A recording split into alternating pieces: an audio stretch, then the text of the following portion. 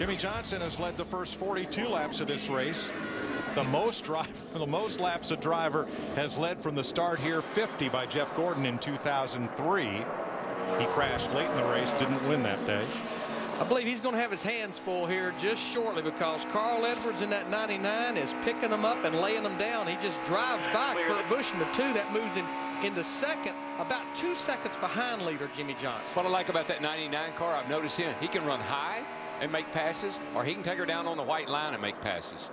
The defending champion of this race, Carl Edwards. Let's have a look at the biggest movers through the field. Jamie McMurray, Jeff Gordon. Jeff Gordon just cracked the top 10, and not surprised at that 26 car.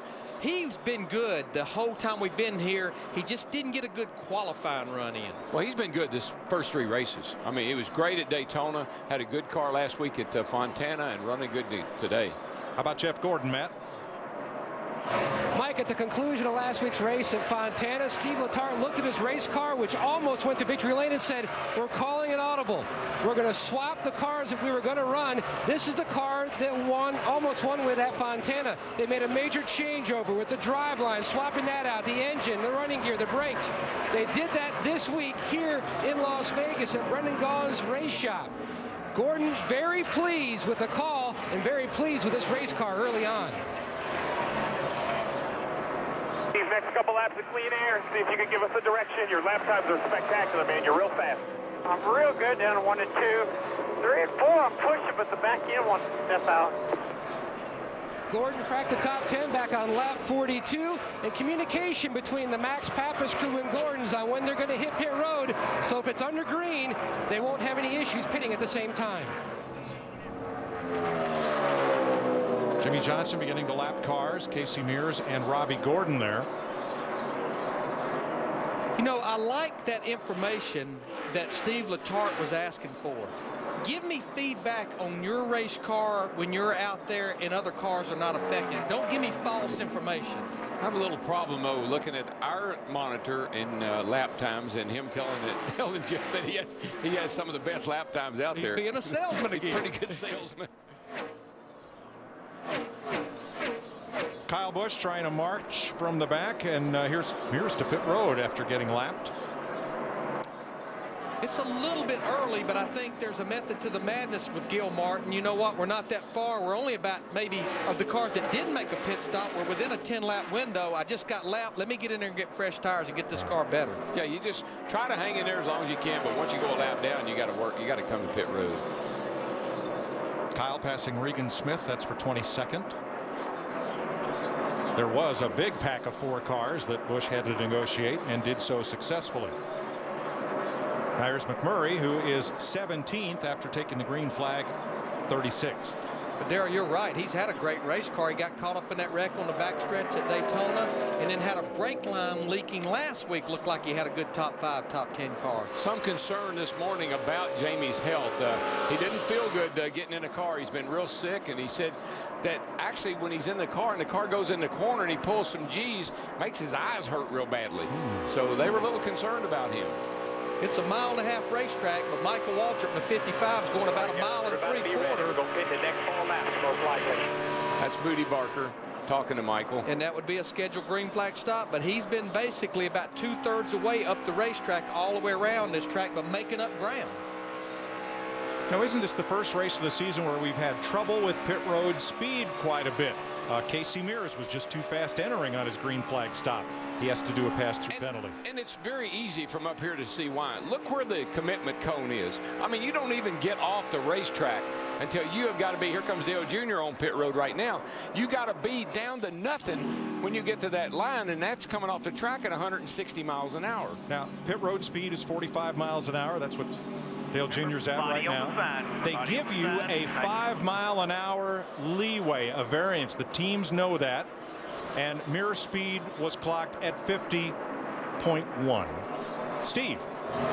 Dale Earnhardt Jr. saying his car is neutral. He doesn't need any big changes. He said, I'm a little tight in the center. The longer I run, the better it gets. Don't make any big changes on my race car. Meanwhile, Jimmie Johnson also coming down pit road saying his car is just a little bit snug. Again, no big changes as well on the 48 of Jimmie Johnson. He said the car has gotten better.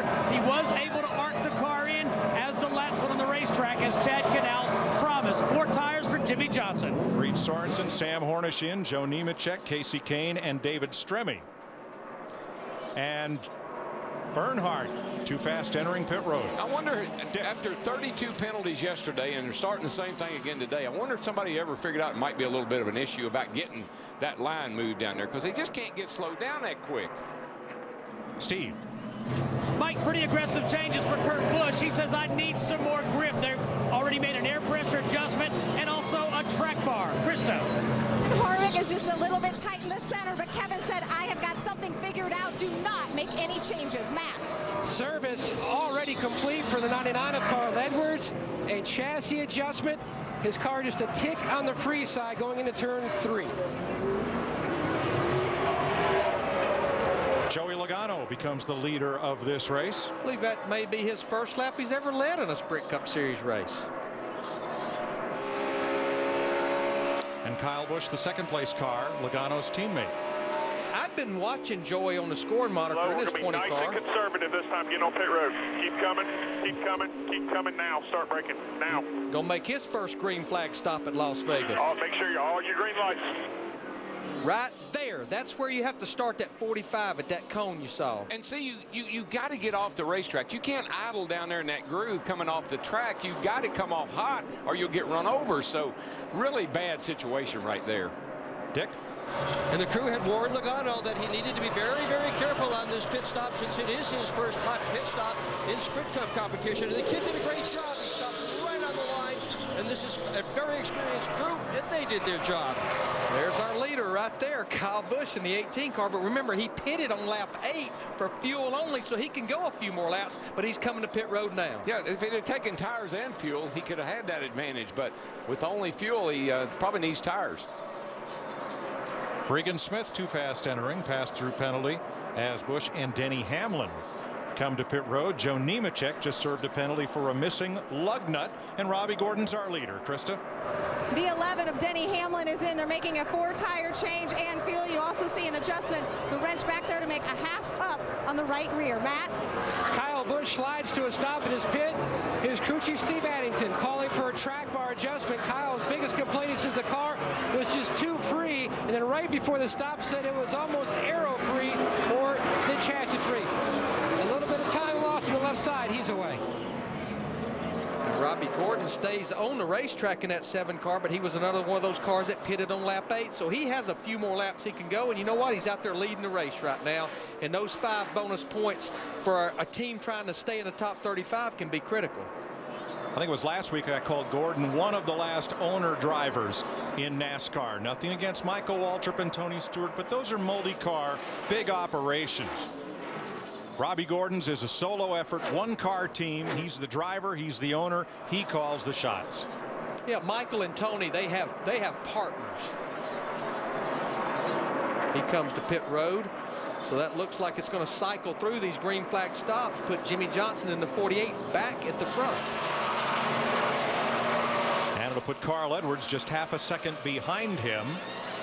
It leaves Dale Earnhardt Jr. off the lead lap after a drive-through penalty. Yeah, and I watched Junior come down pit road because I wanted to see how he got into his pit box. He was going so slow. It looked like he had slowed way down just to be sure he made no mistakes, and then gets a speeding penalty. Now, all of these timings are electronic from the scoring transponders on the cars.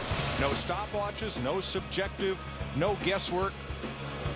If the meter says you're speeding, you're going to pay the price. Might need to raise the speed limit.